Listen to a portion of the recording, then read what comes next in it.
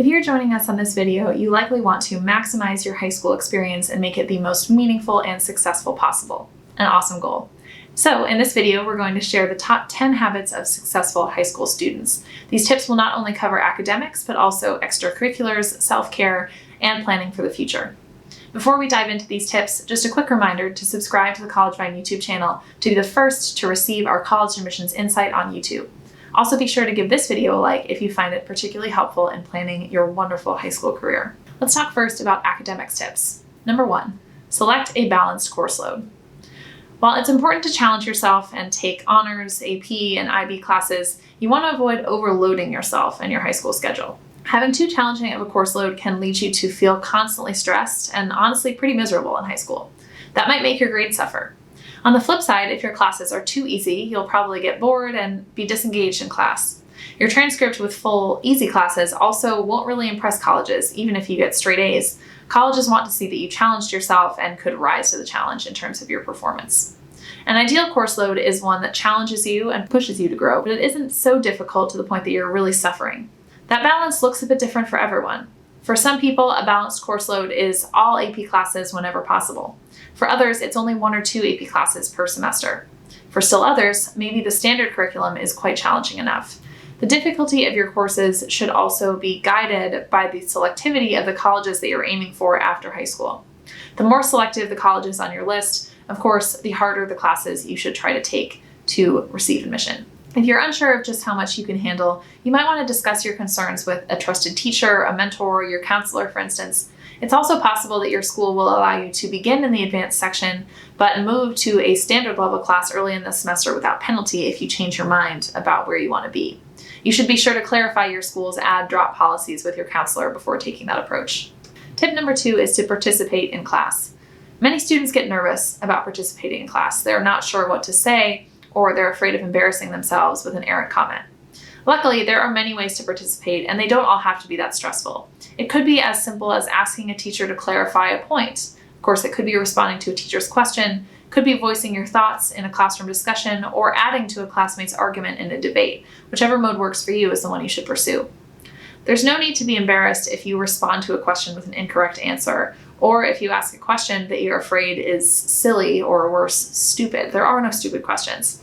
Your classmates likely had a similar thought, and it's always much better to get everything clarified up front than to leave class confused and possibly have an issue on a later exam.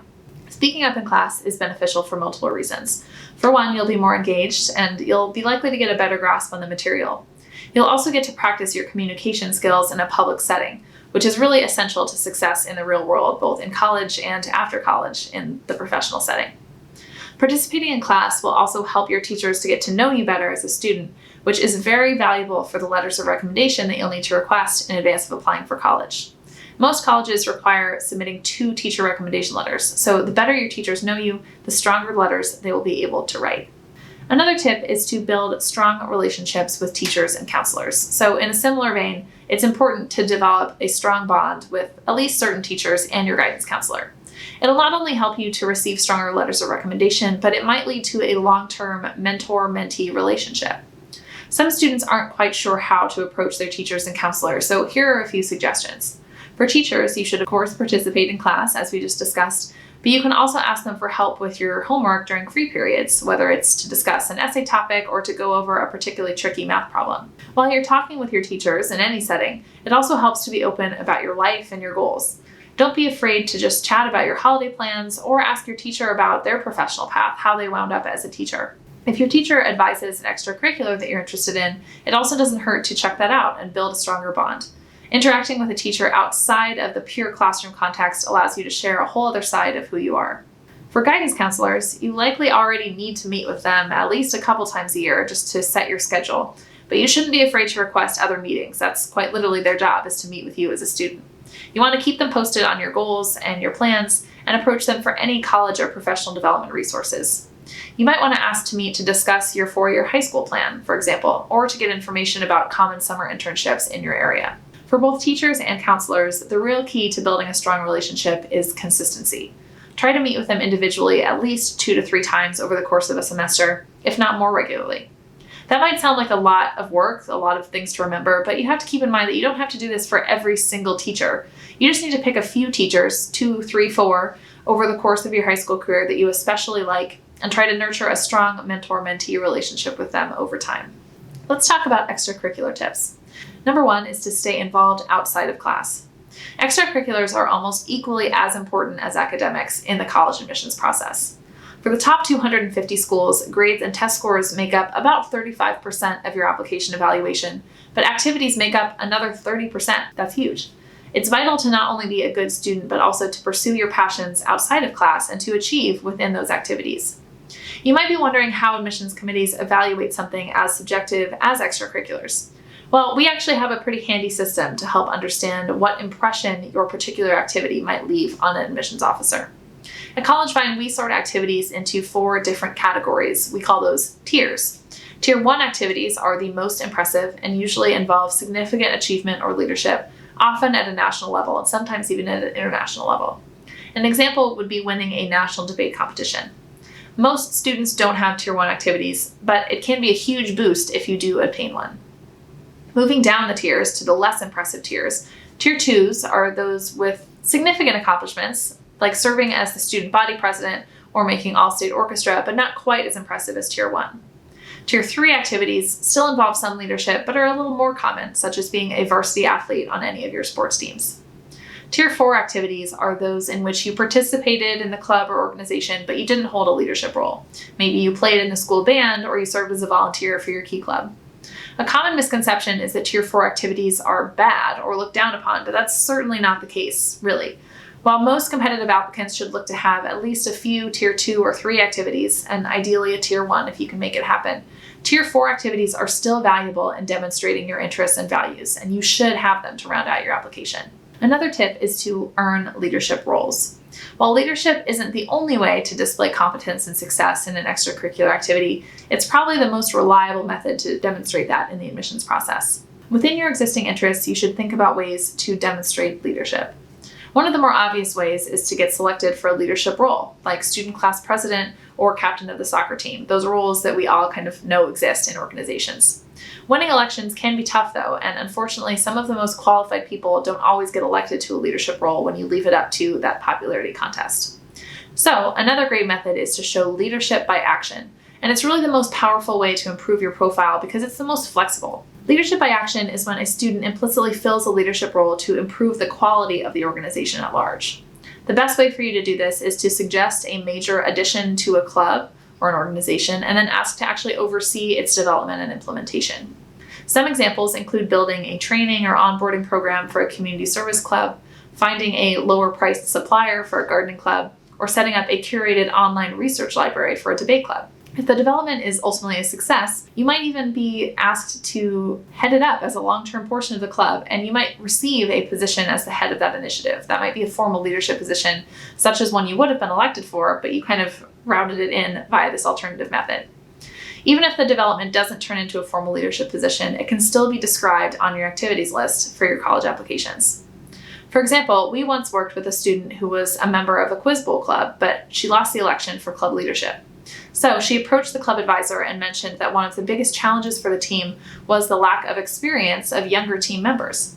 So she suggested the development of a quiz bowl crash course that helped new members learn the very basic themes and topics of quiz bowl and gave them a roadmap for learning more on their own. That crash course became a standard program for all new members of her quiz bowl club. And so following the successful introduction of this program, the student approached the advisor and said that the future of the club would benefit from really institutionalizing this as a director of orientation, a role that she was currently filling unofficially. She did succeed in gaining that director of orientation role, so she gained a leadership position, except that she didn't win an election. Master time management and prioritize your goals is another tip for academics and extracurriculars, because with grades and activities, you'll likely feel overwhelmed at some point in high school. The key to keeping things under control is to manage your time and prioritize wisely. Setting up a to-do list and a schedule tends to work well for many students in high school. You can make a list of the biggest tasks you want to complete, and then time slots for when you'll work on them throughout the day, whether it's in your free period, after school, in the evening. This will help you to avoid sitting with one project for too long or procrastinating on other tasks. Beyond the day-to-day, though, you should also plan out your long-term goals, like campaigning for student council elections or taking the SAT. You want to plan those things out far in advance so you can prepare far in advance and ultimately be successful. You should also think ahead for when you'll have major commitments so you don't overburden yourself with extra things that will come up on the day-to-day. For example, if you know that you'll be helping with a major fundraiser in December, which is also holiday season, maybe don't commit to playing in the pit orchestra for the school play that falls exactly in that month. It's important to set out your priorities and be comfortable with saying no sometimes. It not only helps you, but the person asking for your help. It only causes more stress for everyone involved if you don't do a good job or have to drop out of a commitment once it's already begun. Let's talk about a couple of self-care tips. The first one is to just simply exercise self-care. There's a lot of pressure in the modern world to be high-achieving and productive constantly. On top of that, sometimes we glorify not taking care of ourselves. Sometimes your fellow classmates might announce how little sleep they got as if it were a good thing that they were so busy that they didn't have time to sleep.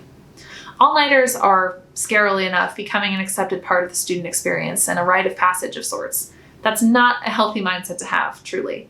Instead, remember to give yourself some time to relax and have fun. You're a teenager, you're a high school student, these are supposed to be fun years of your life. Do your best to get enough sleep so you feel refreshed, eat a healthy and balanced diet, take care of your mental health, and remember to seek help if you need it. It's great to be ambitious and to take on a lot, but know your limits and give yourself a break. Some highly successful people actually suggest institutionalizing a break into your daily schedule, such as an hour to take a nap or do whatever you want. Maybe it's scrolling on Instagram, maybe it's going to walk your dog, anything. Those breaks might help you feel less guilty about taking time off and also to help you to stay focused through the rest of your day. The break can be something to look forward to, and you can save all of your typical distractions like social media for those breaks. Another tip is to develop and use a support network. Accountability can be essential to achieving your goals. Many high-achieving students have several communities that they're regularly involved in, and they can fall back on when they need support. These might be study groups, sports teams, religious groups, mentors, friends, and family. Harvard's longest study of adult life actually found that good relationships keep us happier and healthier, which ultimately leads to greater success, but also greater happiness and greater health. So try to invest in a few quality relationships that allow you to build each other up. Our last section of tips is for planning for the future. Number one is to plan ahead for college. It's clear that the process of preparing for college begins long before your senior year. To craft the most competitive application, you should start thinking about ways to build and strengthen your profile as early as freshman year, so you have ample time to plan. Don't stress if you're already past freshman year and are just getting started. It's okay. The truth is that most students and families don't really know the ideal college applications timeline. The important thing is to just do what you can with the time you have, wherever you're starting as you're watching this video. Developing the habits we list in this video, these 10 tips, is a great start. If you are an underclassman though, you found this video at a great time. You can start thinking right now about the colleges you might want to attend and plan out ways to improve your academic and extracurricular profile to meet or exceed the expectations at those colleges. Tip number 2 for planning for the future is to reflect on possible career paths. So before you go to college, you should try to explore all sorts of possible majors and professional paths, whether through classes at your school, through internships, shadowing, or informational interviews. That's especially important if you're considering a career that requires special training in graduate school, such as being a doctor or a pharmacist. For these fields, you need to take certain undergraduate courses in college to be eligible to apply to graduate school. And so to pursue these careers in an efficient timeline, you want to start taking those prerequisite courses early on in your college journey, which probably means you want to think about them in high school. Basically, your goal is to do as much career exploration as you can while in high school. There's a heavy focus in high school on getting into a good college, but not nearly as much as career development. And because of this lack of career emphasis early on, many students actually feel really lost upon getting into college and aren't sure what to major in, aren't sure what internships to take. That's a whole other source of stress. Some might not decide on a career path until late into college, which could ultimately prolong their professional in-between. They might have to stay an extra semester or two to finish course requirements, or they might have to take post-baccalaureate classes after they've graduated from undergrad. Still, other students feel lost even after graduating from college, and they're not sure what kind of career they want. So, thinking about potential careers in high school will help you to avoid much of this second guessing and hopefully lead to a smoother professional path. We want to clarify, though, that you do not need to have a perfect plan of what you want to do with your life, and you don't need to have a chosen major even. It's simply important to have explored the possibilities so that you at least have some serious ideas. And honestly, it's sometimes helpful to have ideas of what you don't want to do equally to what you do want to do. We hope that you now feel like you have some concrete steps to take to improve your high school journey. If you have any questions, don't hesitate to leave them for us in the comments of this video. And if you found it helpful, it would be awesome if you'd give us a thumbs up. We also want to invite you to visit our free platform. It's at app.collegevine.com to get guidance on the college admissions process, from building a school list to writing standout essays. Thanks for watching, and we'll see you next time.